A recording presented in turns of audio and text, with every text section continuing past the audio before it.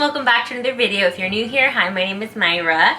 And if you are a returning viewer, hi, welcome back. So today I am in my kitchen because there's a reason why. Obviously you saw the title.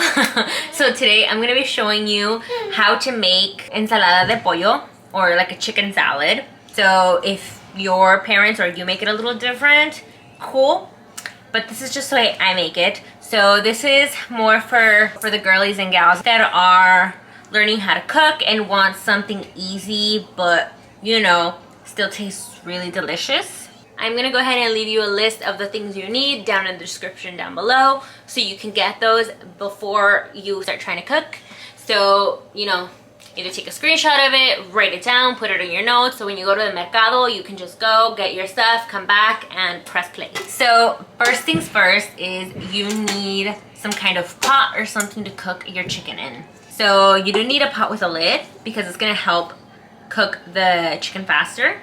And then, also if you leave it open, it's just gonna dry out your chicken. So, I'm gonna use this, and what you're gonna add in here, I'm gonna show you. Then what you're gonna need is a cutting board or a tabla and a knife. You're gonna use that to cut up some onion and garlic that you're gonna add to your chicken while it cooks, because that's gonna give it a good flavor. So you're just gonna take your onion and then just kind of cut off a piece. So this is really up to you in regards to how much onion you like and how much onion flavor you like to have on your chicken. This is how much I usually add for like a chicken breast. And then I just add 1 clove of garlic, just one of these, and then you just toss it. You don't have to peel it because you're not gonna eat it. And then you're gonna grab your chicken. So I prefer to use chicken breast for this. We're gonna grab this one and just add it to our pot. Alrighty, so this is what your pot is looking like now. So you have the chicken, the onion, and the garlic in there, and now you're gonna fill it up with water because you're gonna put it to boil. And I would say fill it up to about 3/4 of the way full, just because you want to, you know, the chicken to be completely submerged in it so it can cook well. But you also don't want the water to overflow and then spill all over your stove, because that'll make a mess and it'll stink because the water will start to burn. So let's fill it up with some water and put it to cook. Alrighty, so we have the chicken, the onion, the garlic, the water in there. And now what we're gonna do is we're gonna cover it, but leave it partially open. I know it has this to release the steam, but personally, I just like to leave it a little open, just to let more steam come out. And then we are gonna turn on our stove. So I like to turn it on like 3/4 of the way, just to help it kind of boil quicker, because I want this to be done sooner rather than later. Pro tip, you're gonna need to let this chicken cook for a good bit. So if you don't want dry chicken, you're gonna need to be patient. So I would say make sure that you cook it early enough in the day before you're gonna use it. One, to make sure that it cooks well, but also that it doesn't dry up, because when you speed cook it, sometimes it'll get dry. And then especially, I like to let mine cool down in the water so it doesn't dry out. But when I need it like ASAP, it doesn't matter. So our chicken is boiling and we're gonna add the salt. I'm gonna be like your Mexican mom, tia or grandma, tantiale. You just have to just guesstimate. So we're just gonna do that.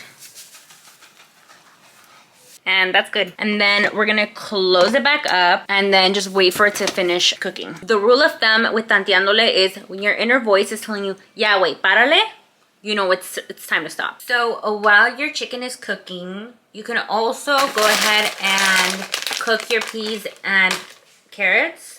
So I'm gonna be using these steam and bag peas and carrots from Target. But the thing is I only use half of this bag. I'm gonna go ahead and put it to steam on the stove and then add it to my chicken once that's all done. It's been about 1.5 hours since we put the chicken to cook. So we're gonna go ahead and take it out because it is done. And so we can let it cool. So we're gonna go ahead and put it in a bowl. You're just gonna leave it like that and let it cool down. And then we're gonna come back once it is cool. I go ahead and shred our chicken.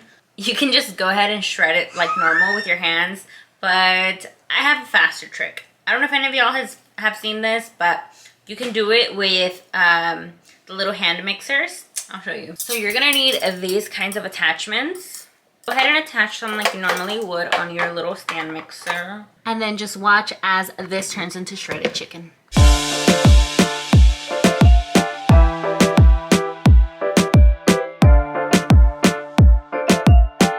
So now that your chicken is cooked and shredded and your peas and carrots are fully cooked, you're gonna mix in all the ingredients.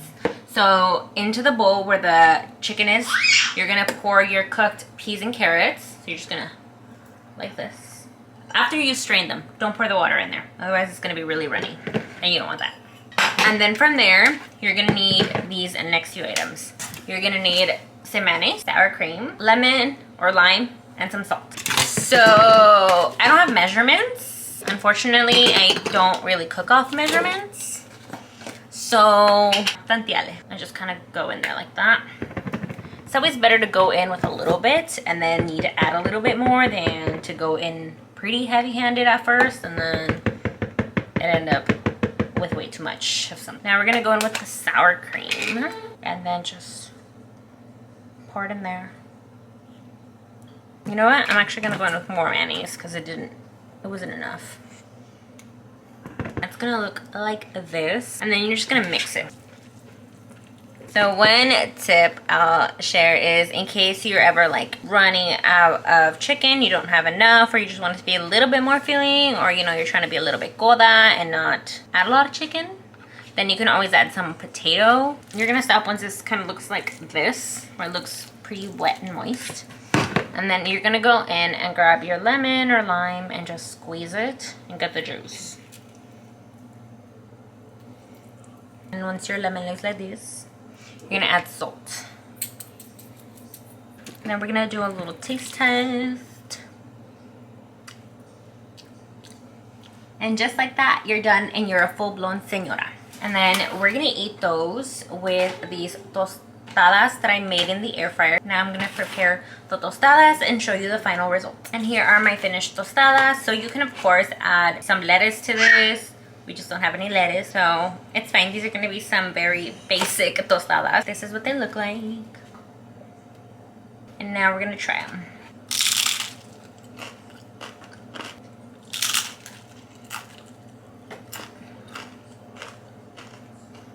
Alrighty, well that's the end of this video. Thank you so much for watching. I hope you liked this video and hopefully I can continue to make some more recipe videos. Please don't forget to like and subscribe and comment. Maybe comment what I should try making next time. And I'll see you in the next one. Bye!